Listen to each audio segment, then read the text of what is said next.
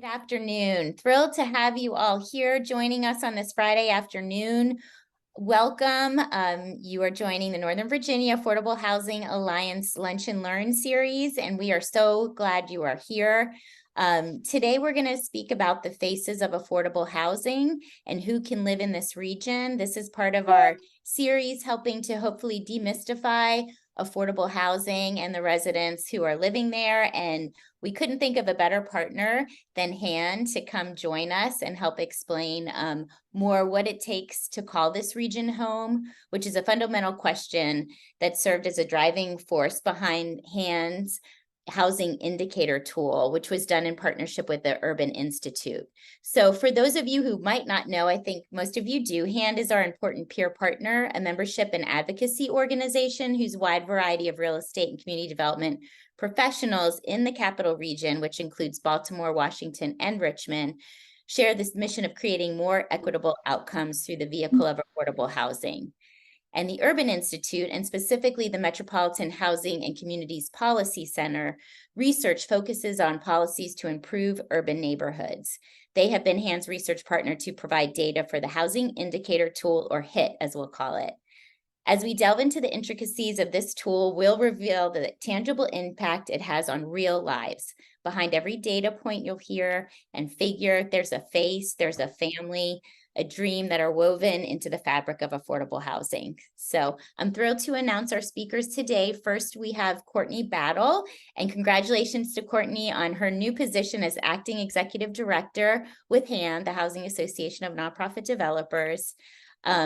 Second, we have Taylor Phillips, who is also new to the HAN team. So welcome, Taylor, as the Director of Public Policy. And finally, we have Leah Hendy, who is the Principal Research Associate in the Metropolitan Housing and Communities Policy Center at Urban Institute. So again, we're thrilled to have you all here. For those of you who don't know, we invite our presenters to make their presentation, and then we usually will leave time for a robust Q&A session. We ask you to drop your questions in the chat. You can do that at any time, obviously, during the presentation, so you don't forget. And we'll kind of pick questions out of the chat, and we'll ask them to our presenters after they make their presentation. So welcome all of you. Thank you. Good afternoon. Again, my name is Courtney Battle, and I am the Acting Executive Director of HAND. Wonderful to be here with all of you today. I know that many of you are HAND members, I see.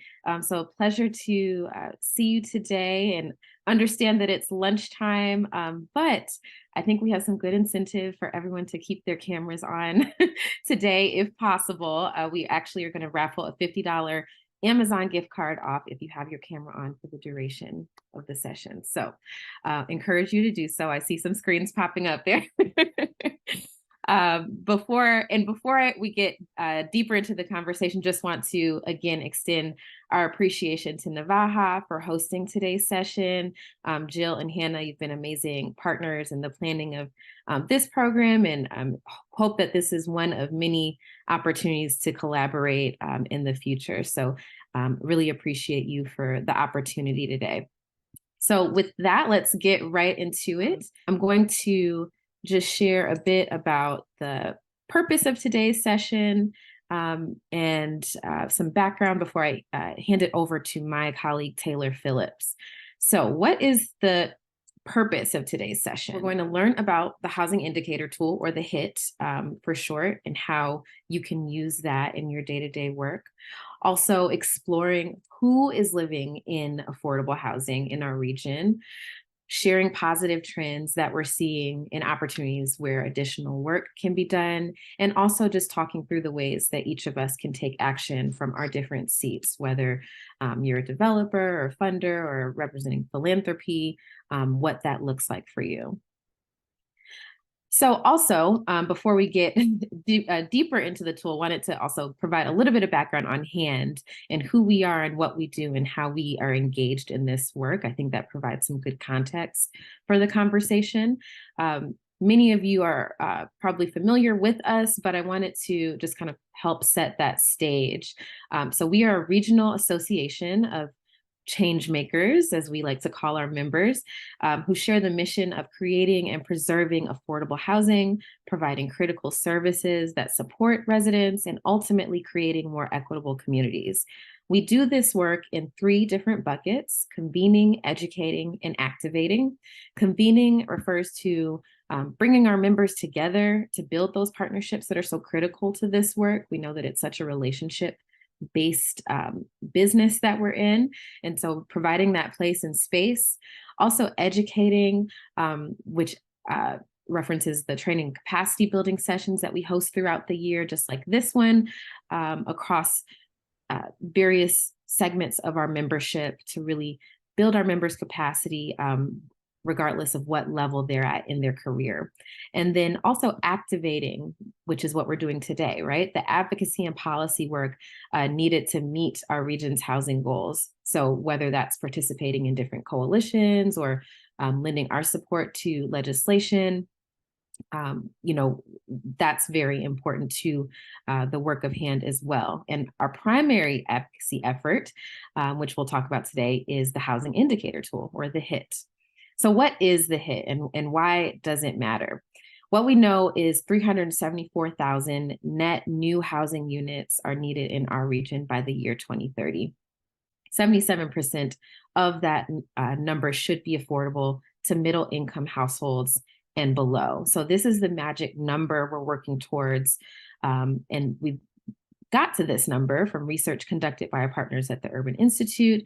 And also these targets are benchmarked to locally produced forecasts that were generated by the Metropolitan Washington Council of Governments.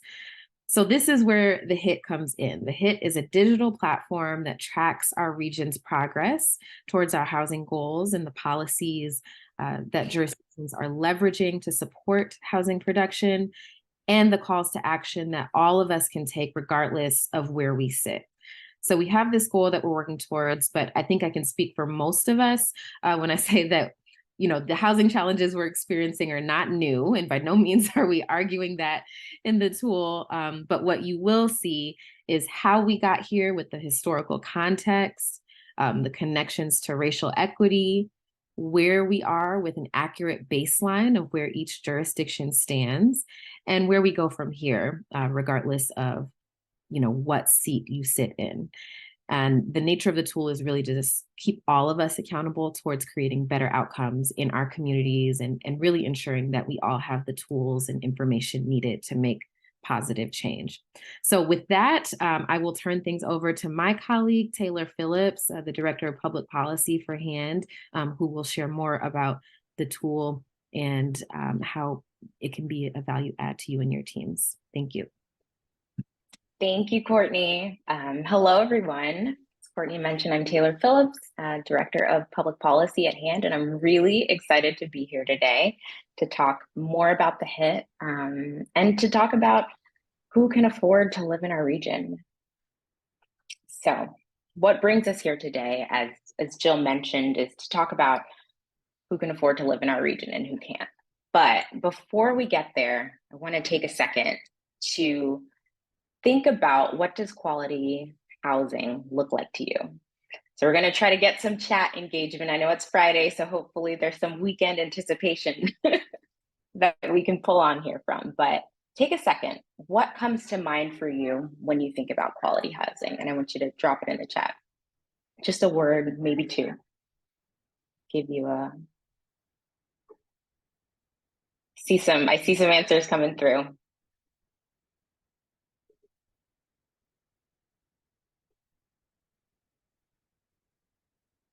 Stability, comfortable and clean, safe, good maintenance, doesn't take more than 50% of your paycheck.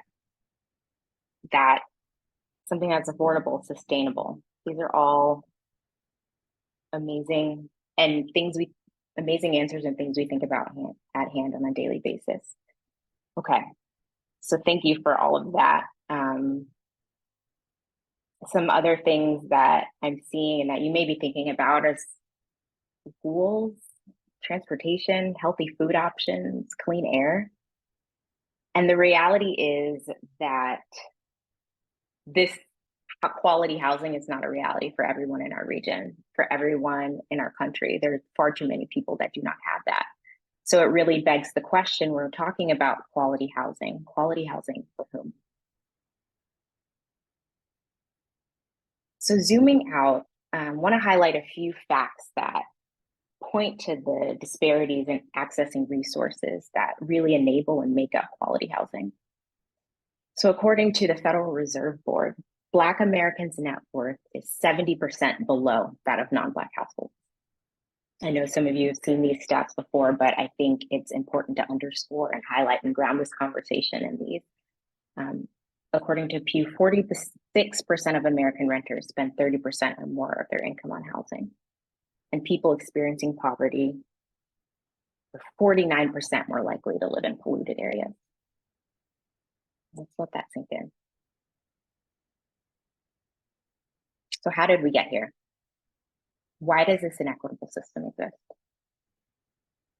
At hand and in the HIT tool, we feel it's critically important to look at both the historical and present day obstacles that people face, particularly Black and Brown people experiencing poverty, the obstacles that they face and having access to quality housing today.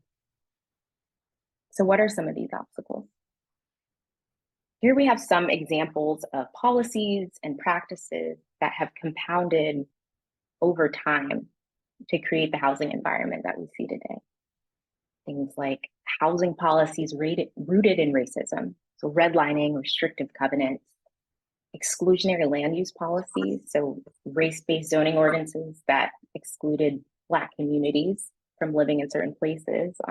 Today, we see land use policies that have minimum lot sizes or multifamily housing bans. And the result of these are less affordable housing by restricting housing density and preventing construction of subsidized housing. We've seen and continue to see discriminatory and predatory lending really impacting the ability for Black families to build wealth through home ownership. There's a variety of obstacles, and for those familiar with the HIT, you can dig deeper into these hurdles and find supporting resources and information to aid in learning about the ways that these policies have shaped the housing landscape we see today and continue to shape it. So, as we think about the landscape we see today, let's take a closer look at who is impacted by housing affordability today. And there may be some misconceptions between what affordable housing means and who is affected by it. So we're going to spend some time to dig into that today. So this chart looks at different occupations throughout the region. It looks at annual earnings and at the percent of folks that are housing cost burdened for each of these occupations and earnings. So housing cost burden, what we mean by that is that people are spending more than 30% of their income on housing costs. And we know there are folks who are spending way more than that on housing costs. So folks who are even severely housing cost burdened. And this is important because it means when you're spending that chunk of your income on housing, more vulnerable to economic shocks, a medical bill, a car accident could be life altering. You're more vulnerable to homelessness. There are a lot of impacts of these being housing cost burdened. So in looking at this, you can see that increasing housing costs affects so many different types of occupations and income levels. We see as annual earnings increase, percent cost burdened also decreases. And it's very clear that the affordable housing needs of those making low or moderate incomes are not being met in our region. And I think this really puts into perspective the scale of the crisis we are in. Firefighters, graphic designers, nurses, teachers, so many different occupations are at risk of being housing cost burdened. So the housing affordability crisis really impacts us all. And this impact is felt the strongest by those that we rely on every day to meet our daily needs. So bringing it back to the HIT, you can use the tool to really better understand how rising housing costs affects our neighbors' ability to live in this region. So this is a screenshot of the HIT tool, and you can access the HIT at hit.handhousing.org. And you can It really illustrates how people of different races, occupations, and incomes are affected. The data is real, the faces are not. But as you move this slider at the top to different housing costs, you see who moves into being housing insecure. So we hope you'll spend a little bit of time with that, just learning more about who this issue impacts. Oh, I see Courtney dropped the link in the chat. Thank you, Courtney. So we really do need a region that produces enough housing for people of all incomes and occupations, especially our essential workers. And by using the HIT tool, we hope that you will gain a deeper understanding for who is the face of affordable housing and the scale at which the housing crisis impacts individuals and families throughout the region. So with that, I'm going to turn it over to our research partner at the Urban Institute, Leah, to go into more of the trends we're seeing, some of the challenges, some of the positive trends we're seeing as well, and some of these shared goals. Thank you, Taylor. And I dropped just a little bit of info about Urban in the chat if folks weren't aware. If you want to go to the slide, next slide. As Taylor was just mentioning, housing affordability is really a serious challenge, both in this region and the greater Baltimore region, which was also included in the HIT tool this year. We have more than 4 in 5 renters with incomes below 50% of the area median, in either case, that are paying rents that are unaffordable. And whether this helps you weather an emergency, or you may actually be investing less in things you need, whether that's medical care, educational opportunities for kids, et cetera. So it's really important that we try to address these challenges if we want better outcomes for our families. Here's the next slide. The challenge is created and compounded by the loss of low-cost units. The graph on the left shows that between 2008-12 and 2016-20 in the DC region, we lost more than 85,000 units priced affordable to a family at 50% of area median, or less than $1,600 a month. The graph on the right shows the breakout for the jurisdictions in the HIT that are in the Northern Virginia region, which lost about 40,000 units priced affordable to a family at 50% of AMI. To tackle these housing affordability challenges, we really need more housing across the income spectrum, both to meet the needs of expected population growth and to better serve our existing residents. The DC region has a goal of producing about 25,000 units annually, and about 14,000 of which should be affordable to households with incomes below 80% of AMI to meet those housing needs. For the first time in the 4 years of the HIT tool, we are excited that jurisdictions reporting exceeded our annual production target of 25,000, which is about an increase of 1,000 units over 2021. And 6 jurisdictions, including Alexandria Falls Church and the city of Fairfax, all met their jurisdiction level production target. And 5 also increased their housing production in 2022 over 2021, including Alexandria Falls Church, Manassas, and Fairfax County. Out of the more than 25,000 units built in the DC region in 2022, 67% of the units are multifamily. That's more than 17,000 units and shown in the lighter shade on the chart. But over 70% of the new multifamily units are limited to DC, Prince George's, or Alexandria. So there's quite a difference across the region and where those units are being built.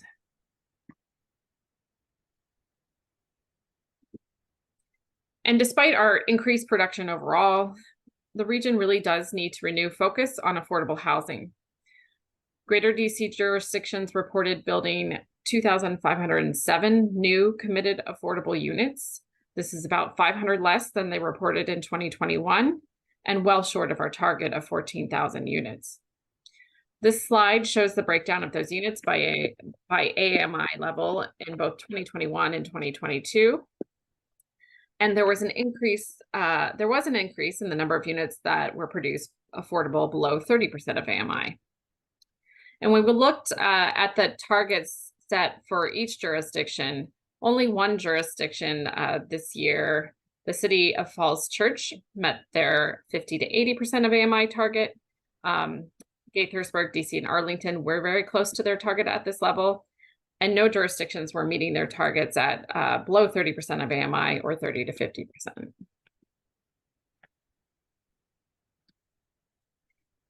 And to give you a sense of the proportion of affordable units relative to total production, the share of new units that were committed affordable represents about 10% in the DC region and 8% in the Baltimore region.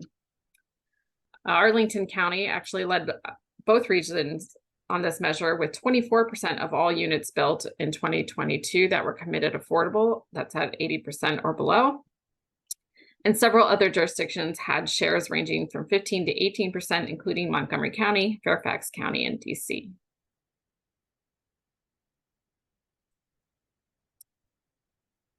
And across the DC region, jurisdictions are working hard to preserve affordability on existing units. They preserved more than 2,000 units that had existing subsidies or covenants, and 5 more jurisdictions reported tracking preservation, but no reported units preserved in 2020. Dude from down east who comes in with a bandana and yells at you in fake pirate accent. And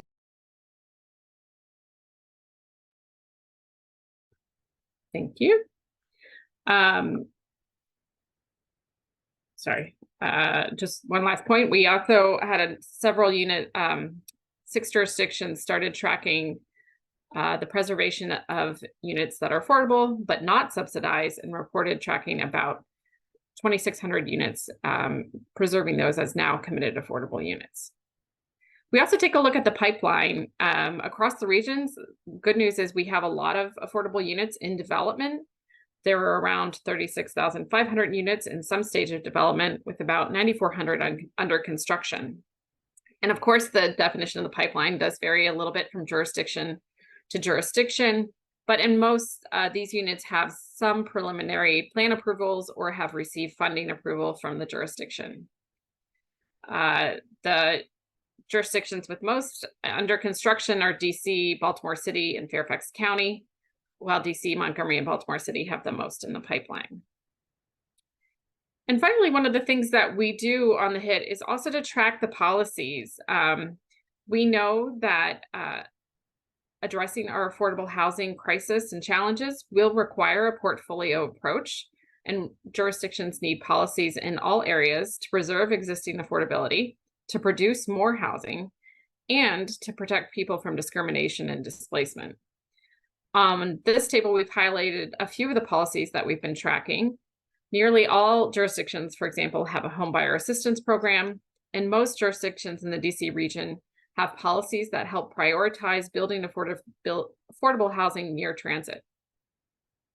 And while many jurisdictions have housing trust funds, there is some work to be done on this. Only 7 have significant dedicated revenue streams for those trust funds.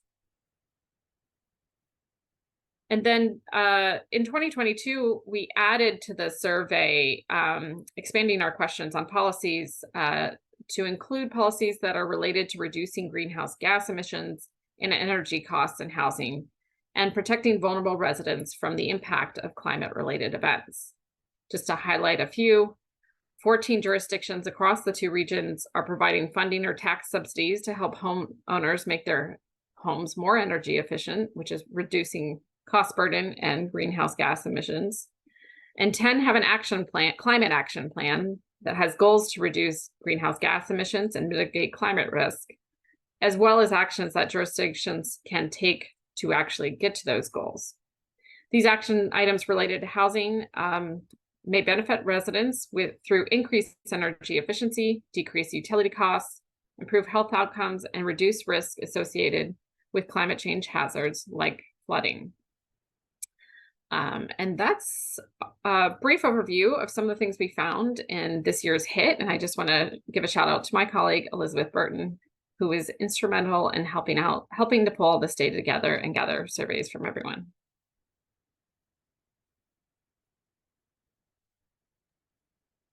Thank you, Leah. Thank you, Leah. Thanks, Leah.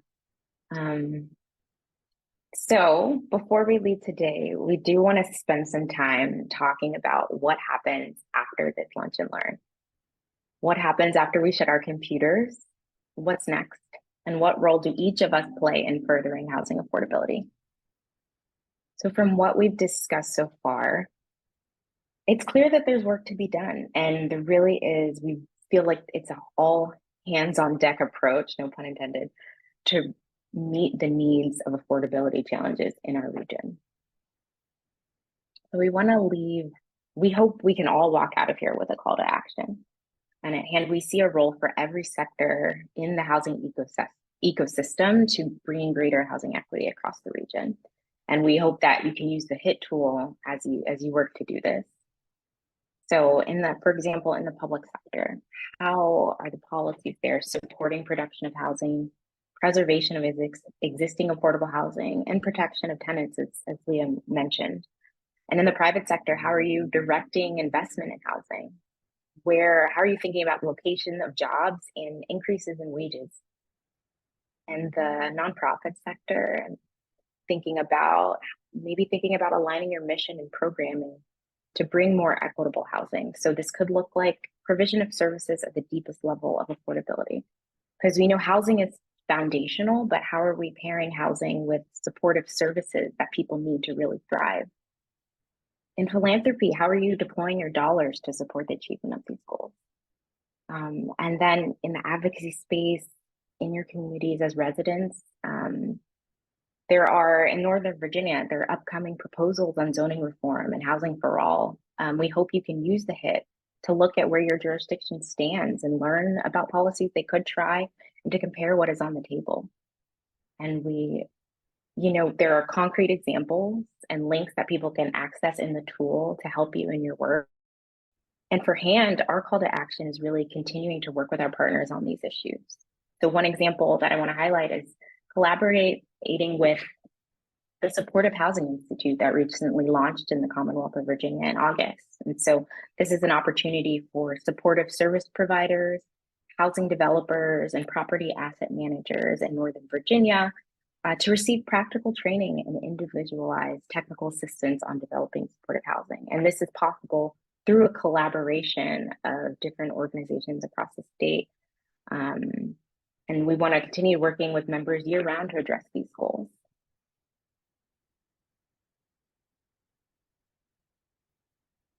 So thank you for your time today, and we really hope that your organization can leverage the data and policies that the HIT is tracking, and you can use it in your advocacy.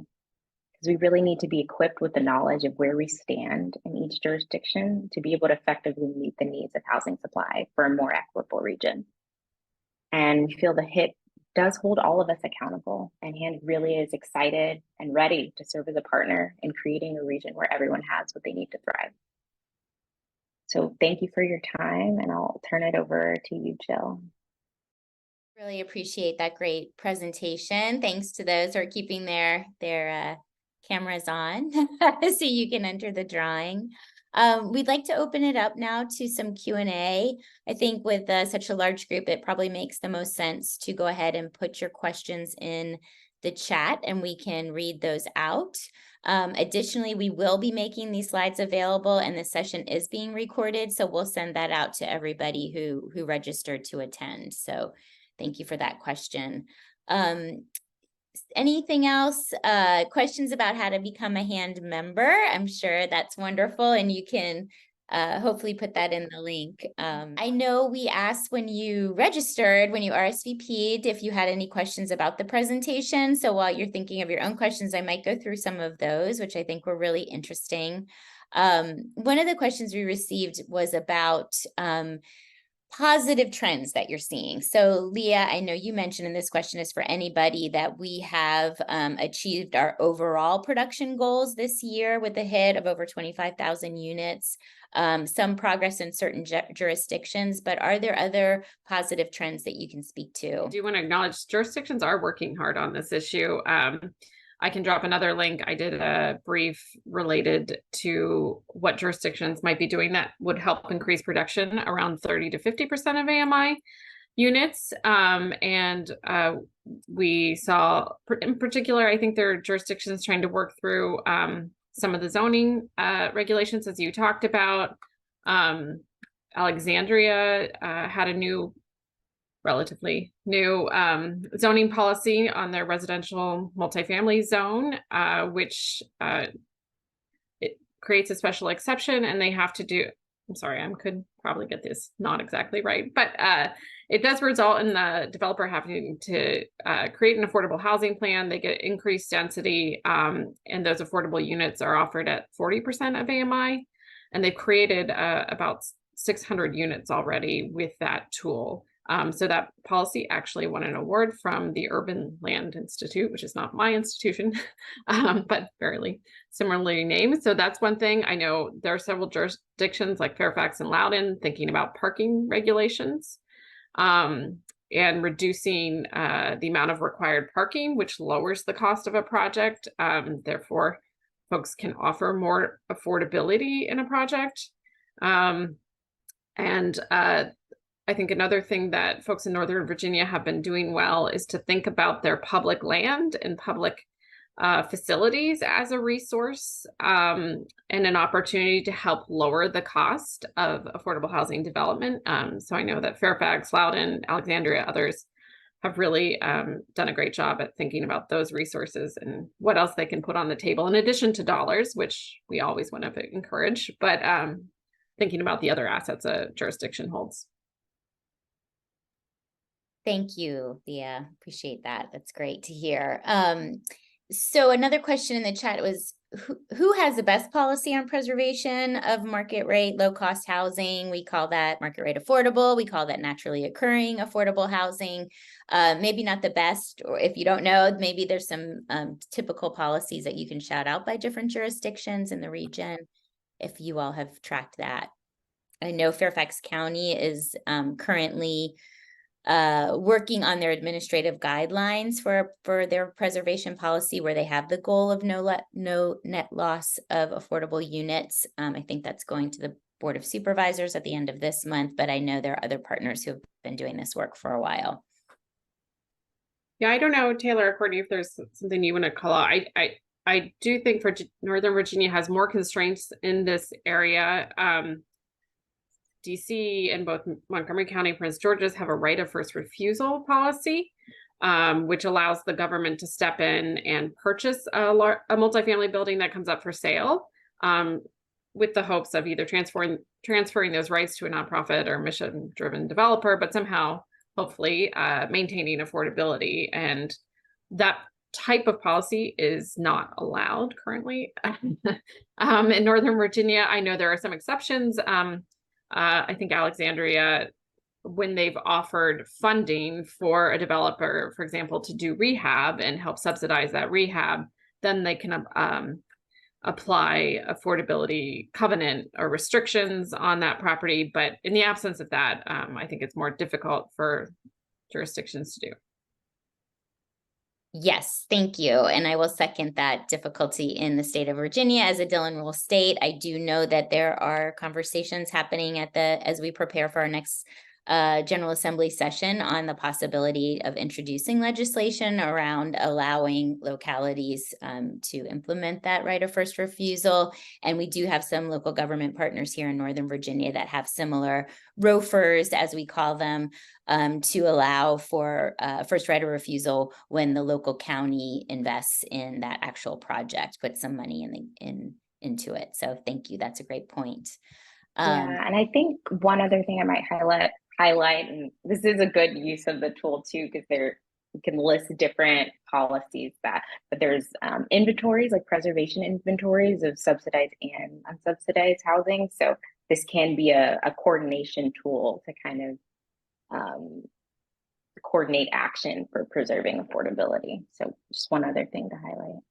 Yeah, and I think there are a couple of Northern Virginia jurisdictions that have those. And as Taylor said, it's really important. If you don't know where these properties are, it's very difficult to take proactive steps to preserve them. And sometimes it does require a lot of coordination.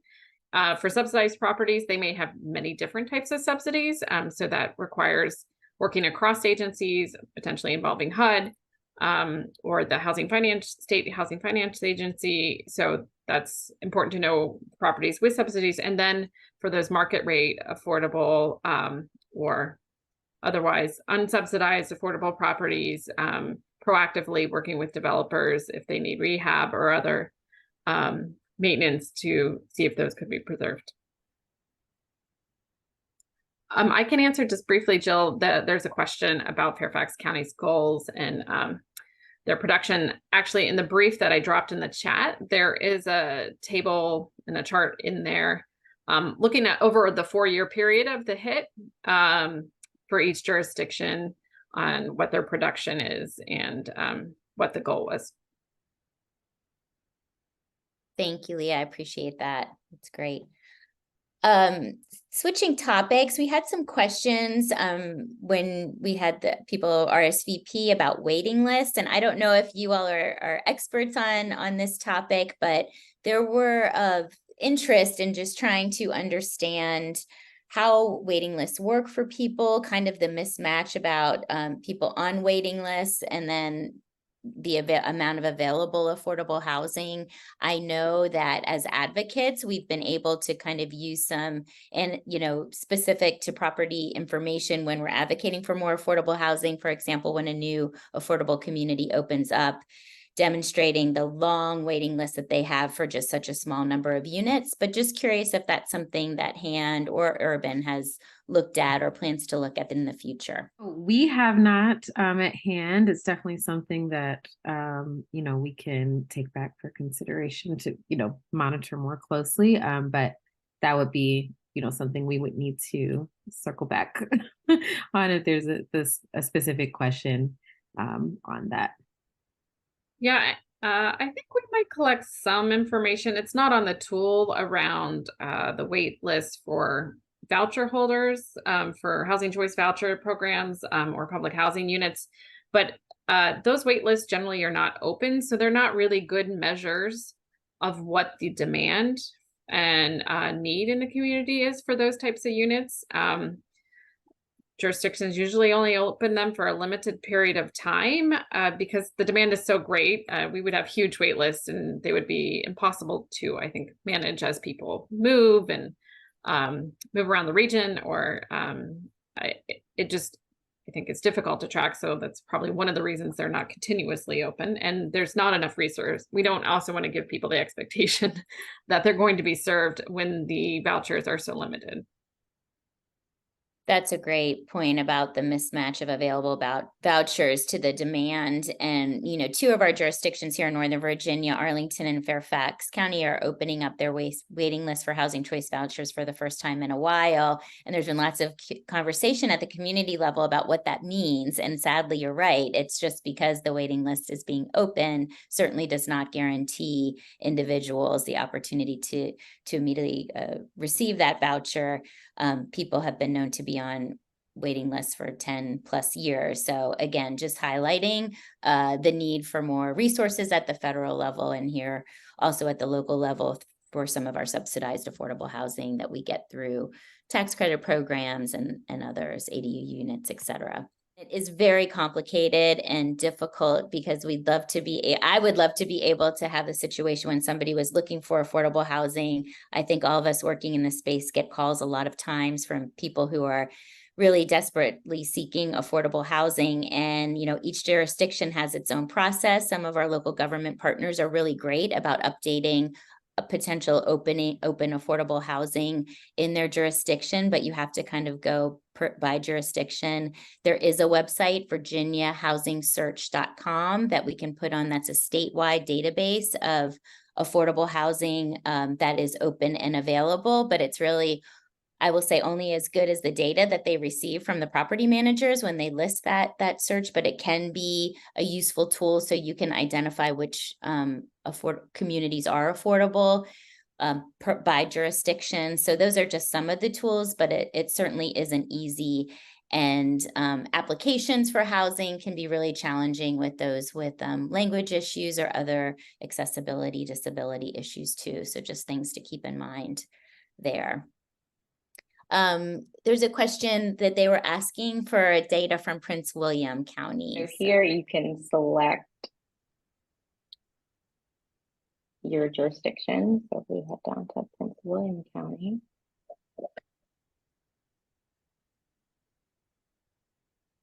Have some fast facts, and then if you scroll down, can look at policy status and preserve, produce, and protect categories. And then as Leah mentioned, some of the outcomes that she was talking about and that were reported in the tool. Just keep scrolling here. So yeah, you can go through this to learn a bit more about some of the data that was submitted and thinking about income across race and ethnicity, home ownership across race and ethnicity, some of the numbers around who is housing cost burdened, and a bit more around the housing context in the jurisdiction. Okay. Yeah, so the data at the top of the tool in the housing outcome section all come directly from local organizations. We do a survey every year from the jurisdictions. They tell us both about the production and preservation as well as their policies. And then at the bottom of the tool in the structural racism and housing context section, those are data from the American Community Survey and the Home Mortgage Disclosure Act. And I would just add as well, we have 20 participating jurisdictions currently, but we're also excited to be expanding to the Richmond area and adding those jurisdictions in this next version of the HIT as well. So I'm really excited to be working with those partners. Thank you. Yeah, I think we had a question about other jurisdictions, maybe smaller jurisdictions, and if the HIT will be tracking those. And I think, and you can correct me if I'm wrong, that the idea behind the HIT, and as you said, you survey local jurisdictions, really came from the Metropolitan Washington Council of Government members for at least the Washington metro region. So I don't know if they're participants in smaller towns that we have, like in Fairfax County and Prince William, and Loudoun has a lot of smaller towns as well. And if they have participated in COG or if there's any ability to expand on that. I don't think that the smaller towns are COG members, but I mean, the county is reporting data for all of those towns. So in that way, they're definitely included in the HIT, but no, if they have housing policies or zoning policies for those individual towns, we're not tracking those. That's great, but then it's a great point that the production is being tracked and rolled up into the county level. So yeah, or larger city level. Thank you. Yeah, we do survey Fairfax City, the city of Fairfax and Falls Church City, and Manassas, and we would love to get data from Manassas Park. Good to know. Maybe we can help you with that.